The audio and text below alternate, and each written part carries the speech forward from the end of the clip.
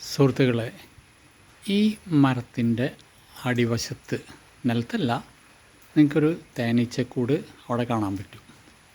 അപ്പോൾ ഇത് കണ്ട വഴിക്ക് എൻ്റെ അടുത്ത് ഒരു സുഹൃത്ത് ചോദിച്ചു, ഈ കൂട്ടിൽ എത്ര തേനീച്ചകൾ അപ്രോക്സിമേറ്റ് ഉണ്ടാവും?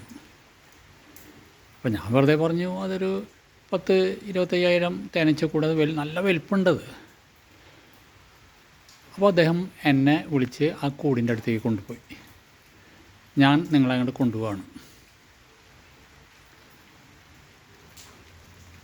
പിന്നെയാണ് മനസ്സിലായത്, ഇത് കൂടൊന്നല്ല, ഇത് ഈ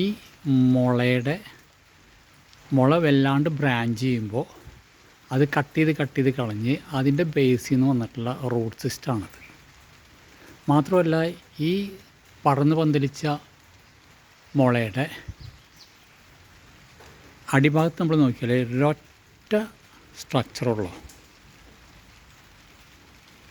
ഇതിലാണ് ഇത്രയും ഹെവി ആയിട്ടുള്ള ഈ മരം നിൽക്കുന്നത്. അപ്പോൾ ഇതിൻ്റെ ഈ റൂട്ടുകൾ നമുക്ക് കണ്ടറിയാതെ എത്ര വലിയ പ്ലാന്റ് ആയിരുന്നു എന്നുള്ളത്.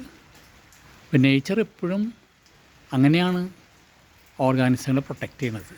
അല്ലാണ്ട് ഇത് തേനീച്ചക്കൂടൊന്നുമല്ല. വീണ്ടും പറയുകയാണ്, ഇത് ഈ മുളയുടെ റൂട്ടുകളാണ്.